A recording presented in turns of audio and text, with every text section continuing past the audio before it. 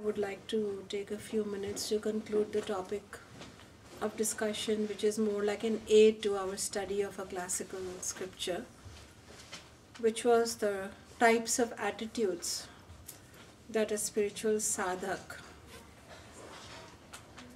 can possibly carry, and we must self-audit. So we don't want to be a complainer and a whiner and a person who is filled with desire, so therefore quickly frustrated. And this attitude is the one of a seeker who is called a artha. You remember that? The second attitude is one of a jigyasu, where one becomes a pedagogic scholar. One quotes scriptures, one memorizes paragraphs, shlokas, mantras, sutras.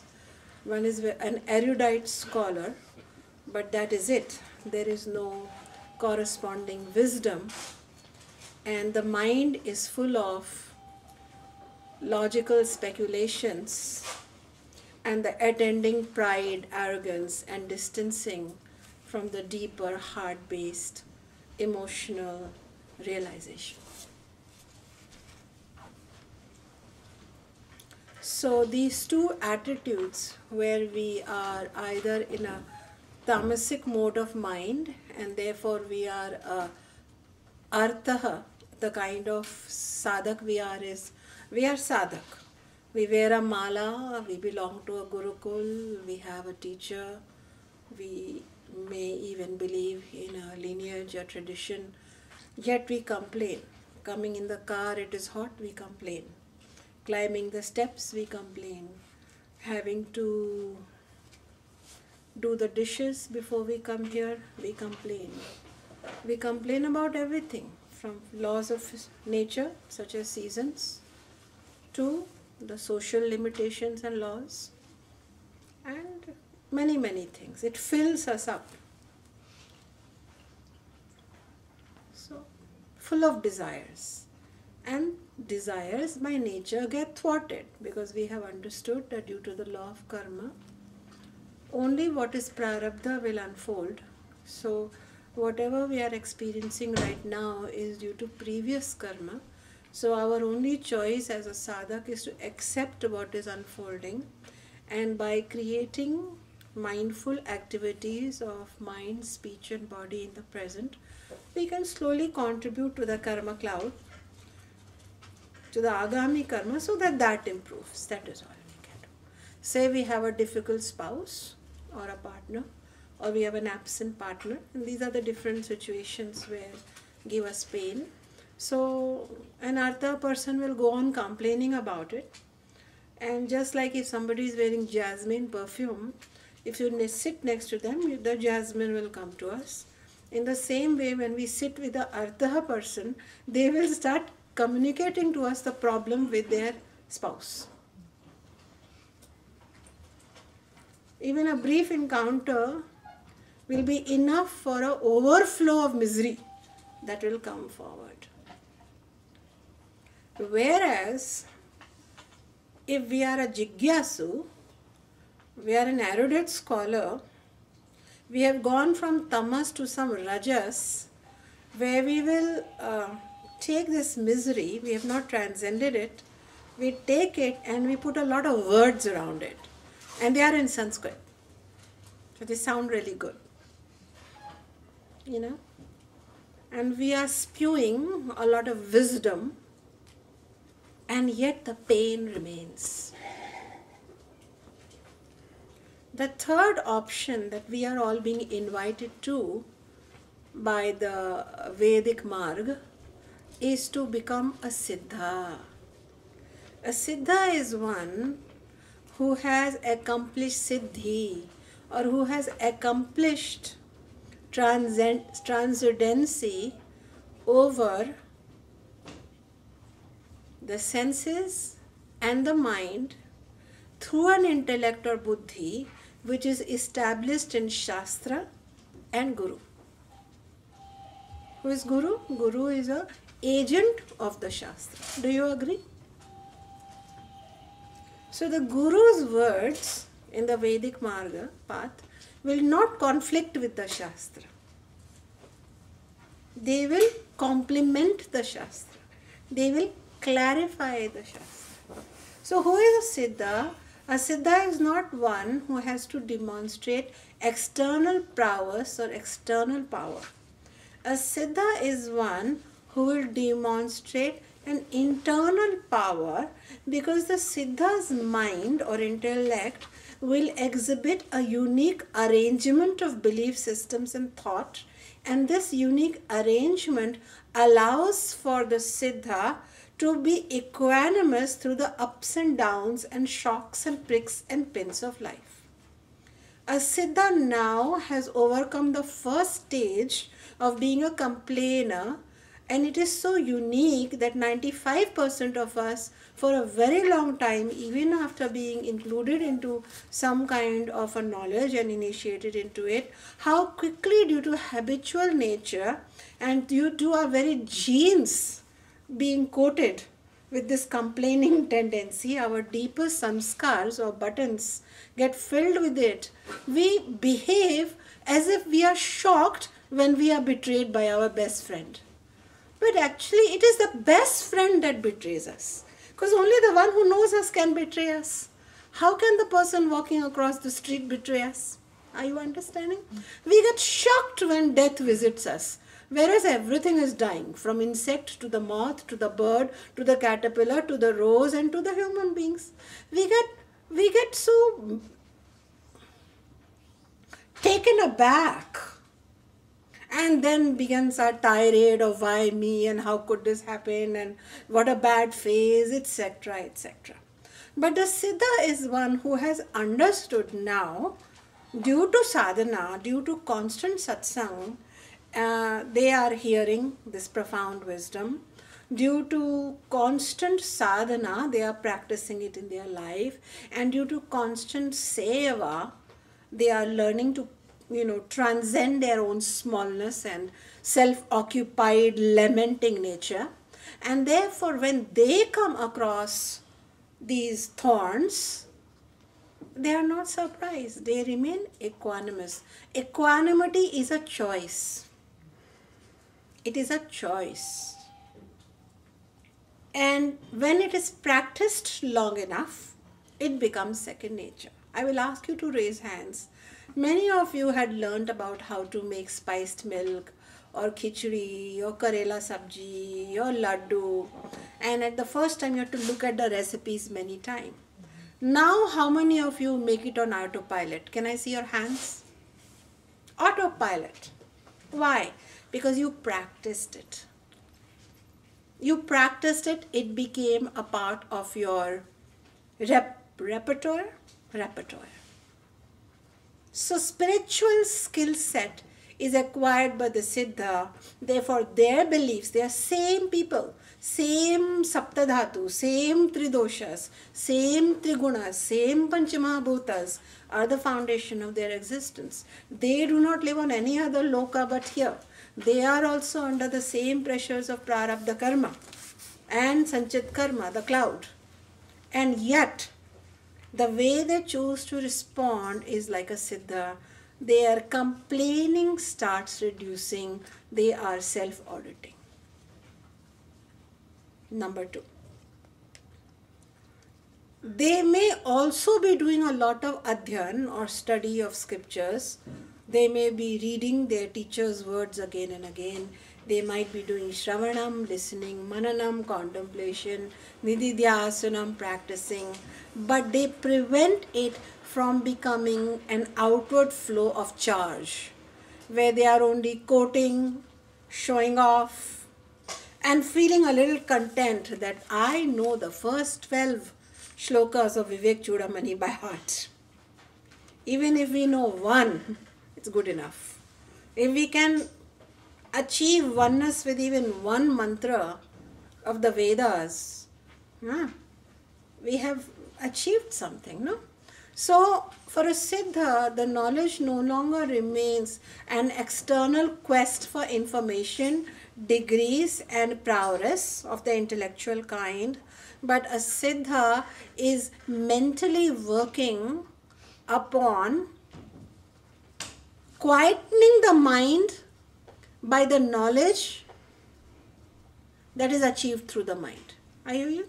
They are employing their mind in achieving and internalizing the knowledge that will quieten that mind, that will supersede the mind, that will turn the mind around to show its true nature.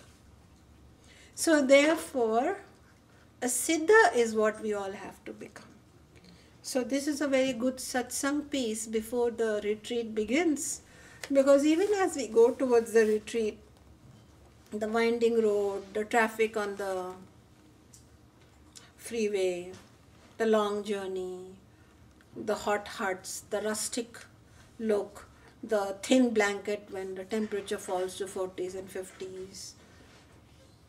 I don't know what all we can think of, but there can be reasons where our complaint button can start. I want to meditate, but the smell in the hut is coming in the way. I want to do this, but I don't like this person, that person. You follow?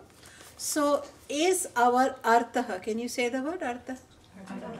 Am I a artha? What kind of sadhak am I?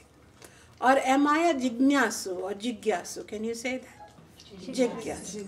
Am I just an erudite scholar? Memorize the words and I know. And then you finish the shloka for your teacher. However, your demonstration of the behavior is very different and there is internal misery. Or am I becoming a siddha? And how to become siddha is only by first controlling each and every sense organ. There are 10 sense organs. 5 senses are agents of perception and 5 are agents of action. Now in these 10 sense organs, they are so energized by past samskars that they almost behave independent to our willpower. Have you noticed it? You don't want to say something sharp, but almost you are watching helplessly and your tongue is picking up a fight. Have you seen it? You don't want to eat, but your tongue is eating. You don't want to have intimate relations with someone, yet intimate relations are taking place. Are you understanding? It's as if the senses, because they are doorways to the world, one to receive the world, one to act upon it, they are independent. So these senses have to be literally picked up and put into the mind to say, look, you have a boss, this mind. And then this mind has to be picked up with its 10 crazy children, the senses, and put into the buddhi or the intellect. And this buddhi has to be put in the shastra. In the instruction of hita, hitam, sukham, dukkham, ayustasya.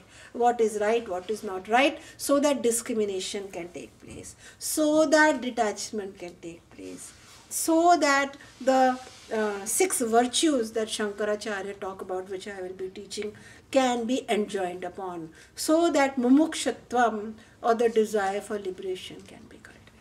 Otherwise, which the siddha is none but a victim of their own out of control senses, delusioned by a mind that has no anchor,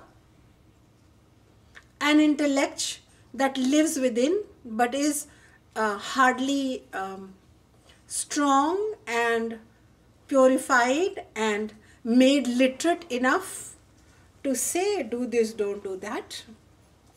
And the Shastra may live in our library. In fact, we may have the first copy and have it even signed by the teacher. Look, I have an original copy.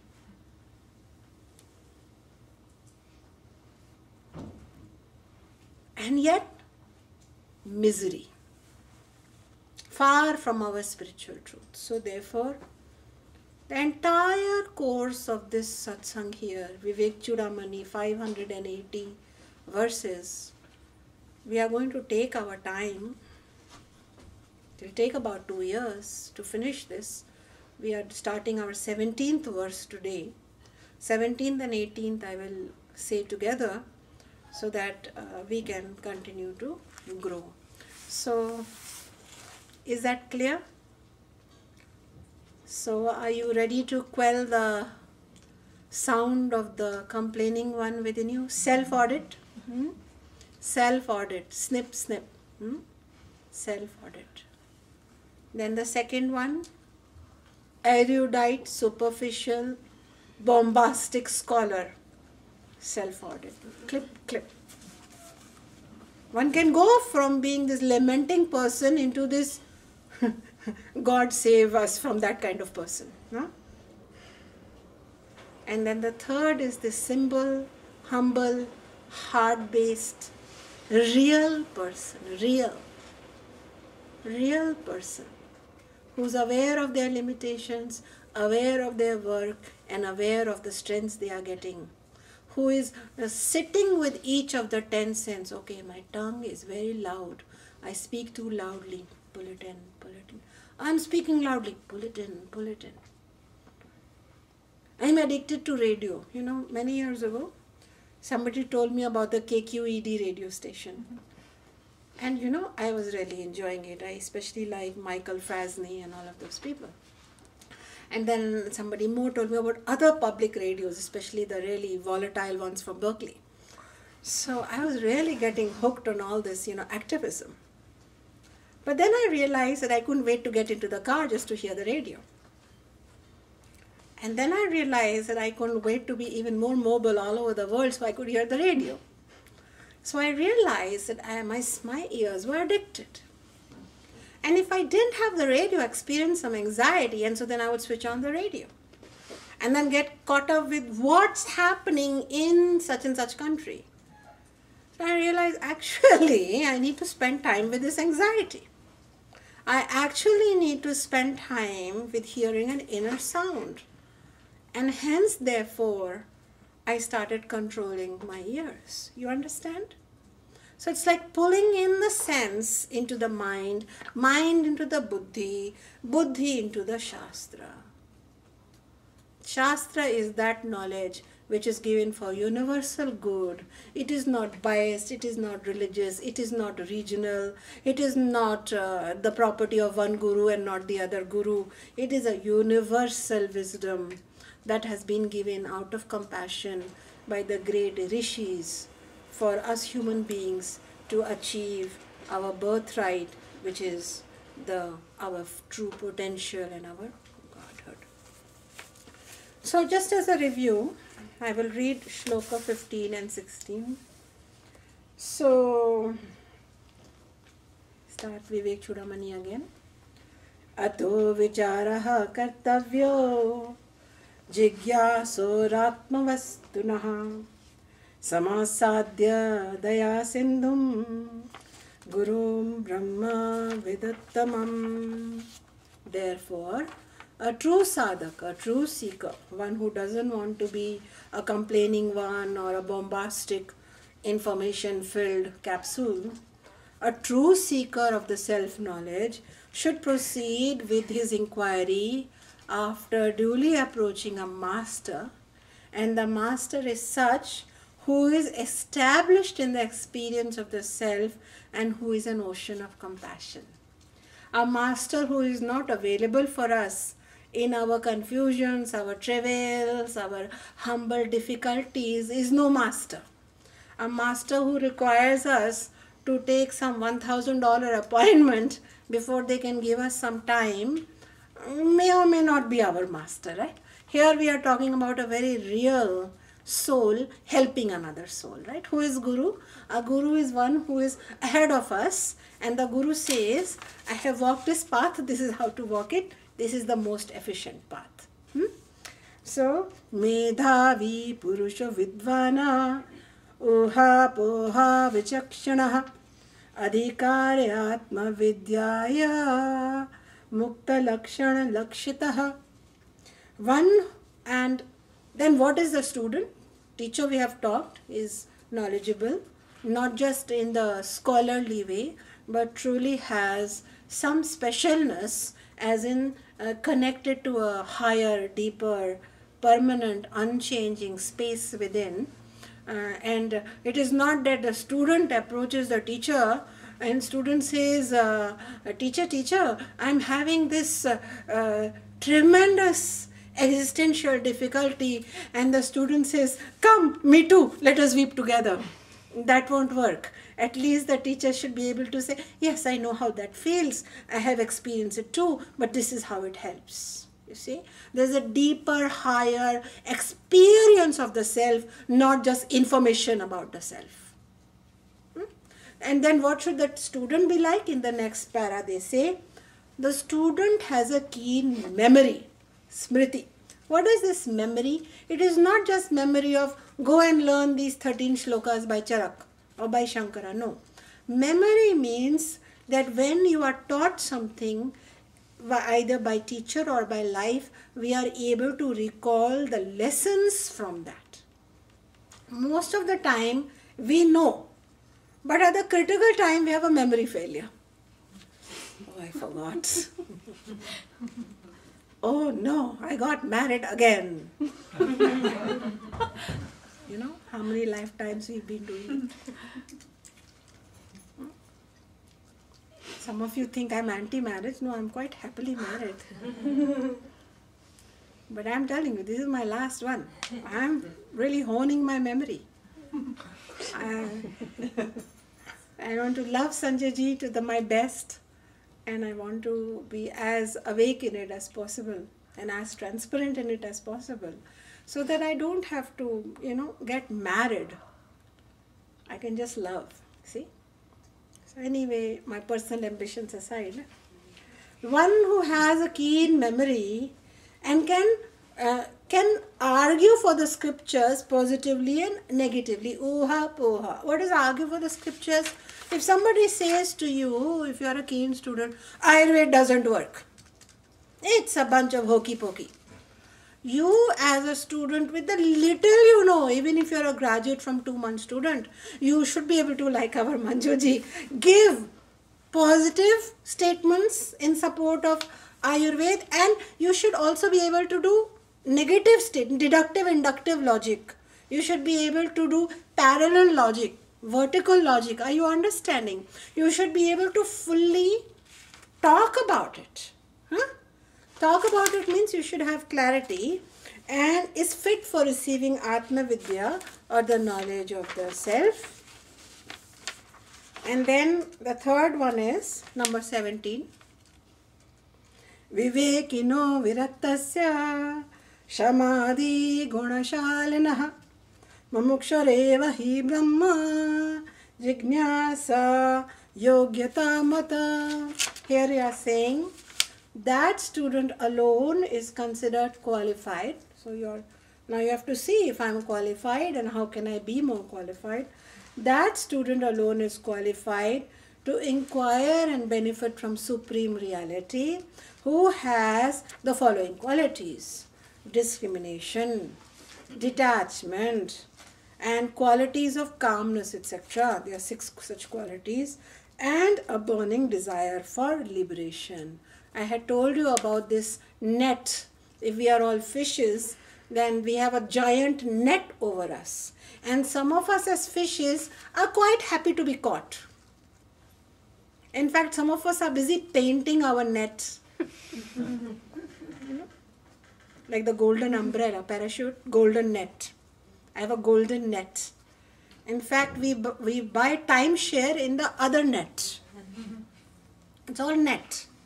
Some fishes are happy to be in it. They are claiming their power and place in it, but little do know they are caught.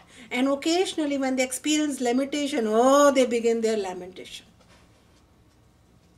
And their lamentation only takes them one part of the net to the other part. These are forever caught up. Baddha, caught. Some fishes have begun to experience the net and they are beginning to nibble at it, to say, why this net? Many of you are students, or even those who are participants who are non-students here, you are here week after week only because you began nibbling. You may not have heard of Vivekachudamani, Shunyaji, Vedika, but you came here once, okay?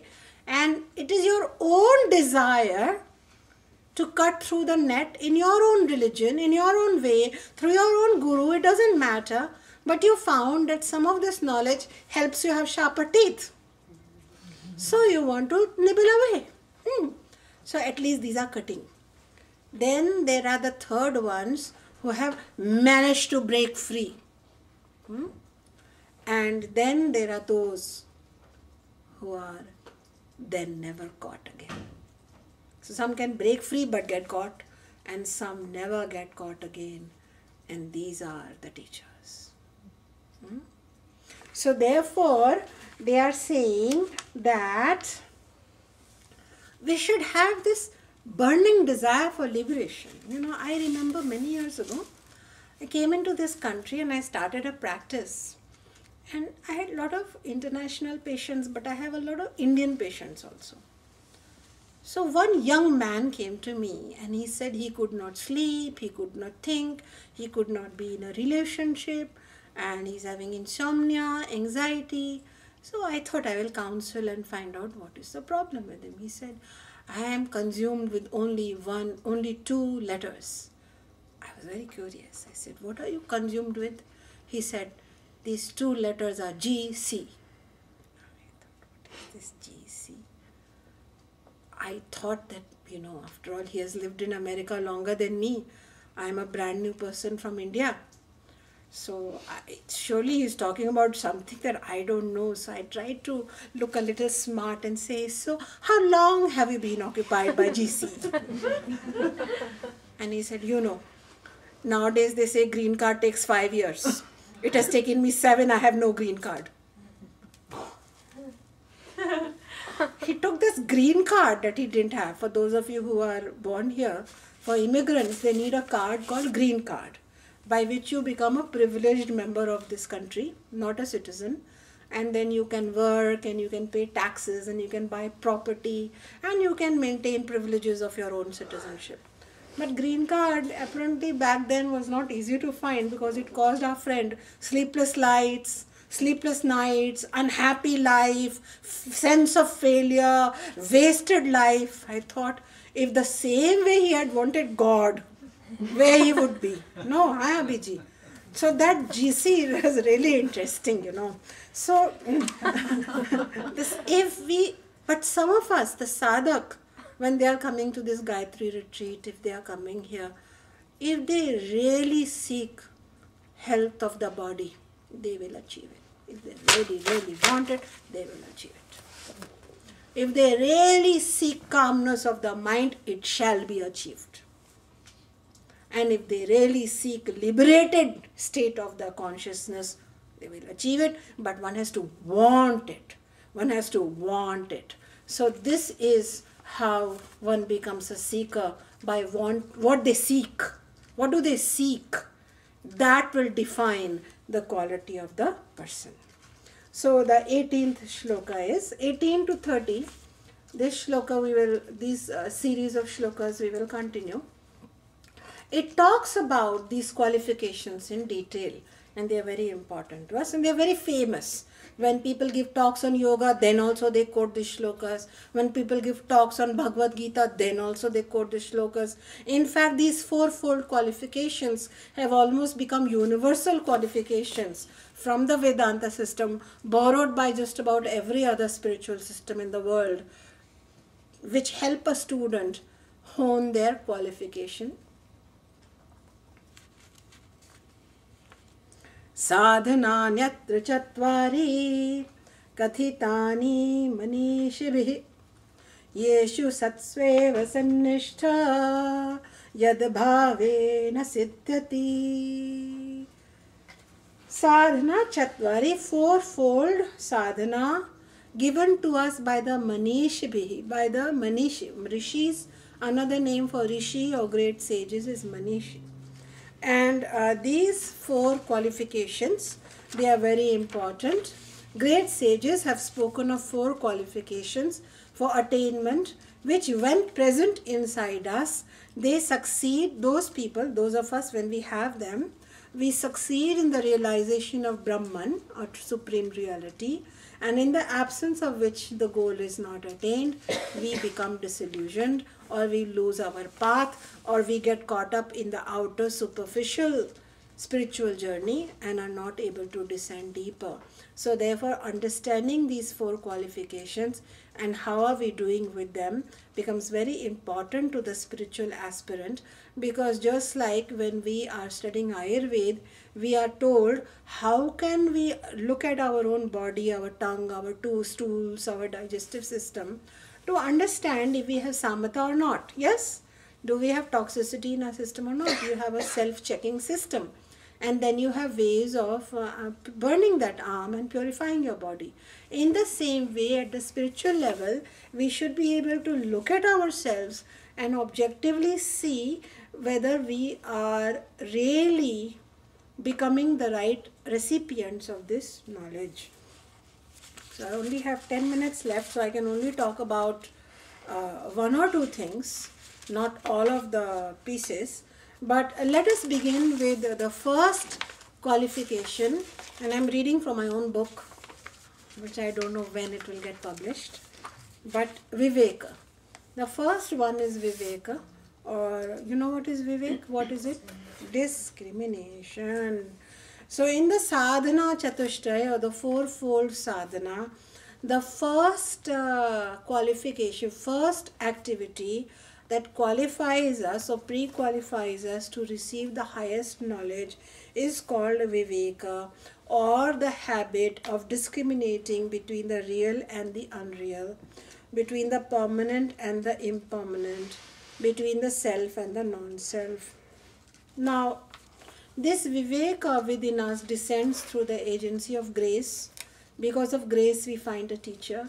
Because of grace we get to hear Shastra and benefit from it. And this grace comes to us after many eons of lifetimes of karma phala. It is a fruit of this grace. That is why I always tell you that do not take your encounter with this knowledge through this platform casually. It may have come only for a limited time and a limited award, and so do your best. In the very first shloka, Shankara says, Nar janma durlabh mata, for you don't even know if your next lifetime will be as a human birth. So therefore, if you are in the human birth, if you have found this knowledge, and you have had the grace of hearing about Viveka, then now don't just hear it, but start performing it. There is an eternal changeless principle that stands within us, that is observing the changing mind and the changing external conditions. Do you agree? The only changeless one within us is Nitya or eternal. Everything else is Anitya or non-eternal. At the retreat, I will teach you a few more things about it. But by discrimination, what happens with the person who is a sadhak, is a qualified student, they stop trying to control, arrest, define, describe, classify, or seek validation with the anitya or what is changeable. And they start seeking more anchoring and establishment within the principle that is unchanging and is watching everything. So therefore they become more spirit driven and less jiva driven and less world driven. They do not look at the world with worldly eyes, but they look at the world with spiritual eyes. Do you see the difference? So therefore, when difficulty, disease, deception strikes them, they too are inconvenienced or convenienced, as in fortune, friendship and abundance. However, neither positive nor negative is going to be permanent. It will change, it will pass, and therefore the one who is constantly doing this discrimination will neither have a dejected state of mind nor a over egotistic, arrogant and unrealistic state of mind. One is doing constant discrimination between the mind-body complex, which is the Jiva. You have studied Sankhya with me, yes? So when Purusha and Prakriti combine, they form Jiva. When Purusha is separate, it is only Atman. Do you agree? So, though there is Prakriti, the conjoining of Purusha and Prakriti, yet it is only for revolving experiences, but the discrimination will always be that I am Atman. I am an essence of the Brahman. I am the supreme reality. I am having these changeable, afflicting experiences due to karma, and therefore let me be a writer of my next life and change it. Are you understanding? So this discrimination is very important. The changeless eternal principle amidst the ever-changing phenomena of this vast universe and the fleeting movements and oscillations of the mind, they are also changing. Slowly and slowly, a very deeply settled, anchored, unchanged observer presence that is Shashwat, permanent, starts emerging.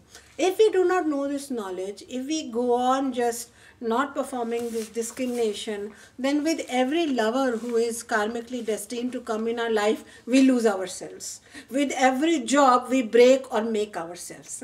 With every political government dictate, we have a reaction.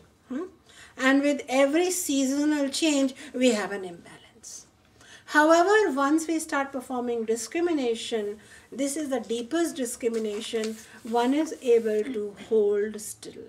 This is the beginning of the spiritual path.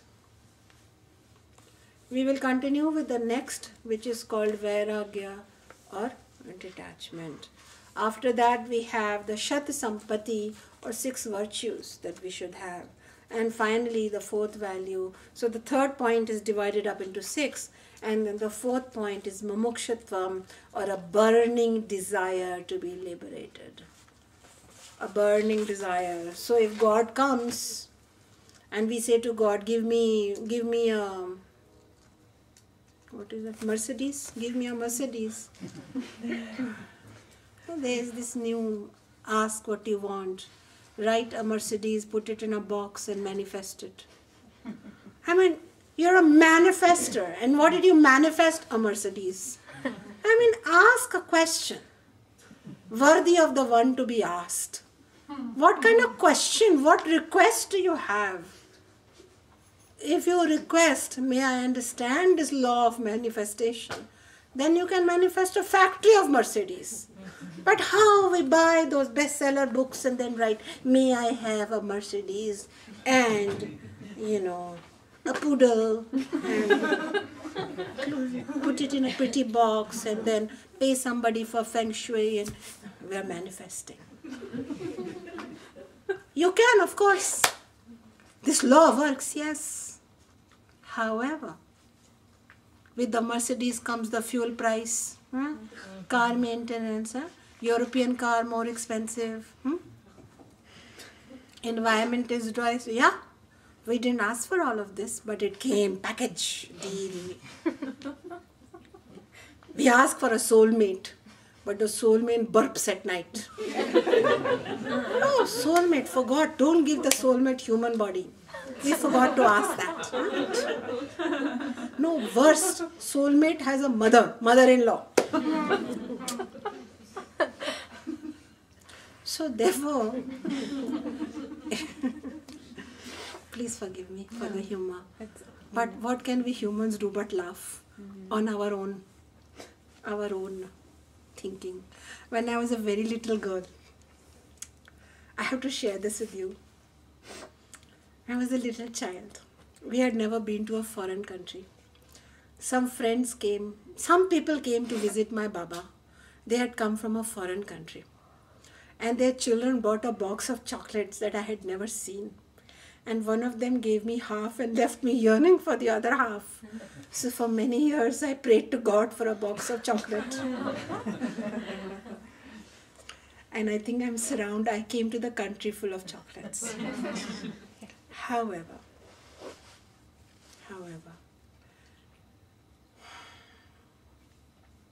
with all the chocolates around me, now I pray for discrimination, Now I pray for may the chocolate be filled with divine healing power. You see, we have to grow in what we ask for. If we were just asking for the box of chocolates, I would be 40 pounds heavier. And still feeling unsatiated.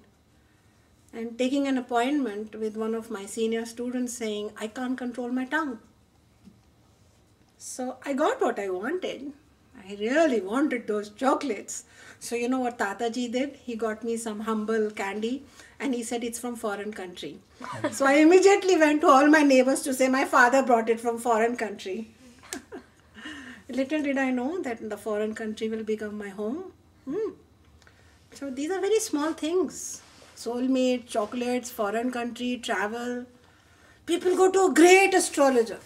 In India especially. They go to a great astrologer. Very great. 3-year waiting period. Then they'll go and say, Sir, when will I get promoted? At least ask, Sir, when will I have the knowledge you have? So therefore, there is a great book by Hermann Hesse called Siddhartha. You must read it. 80-page book.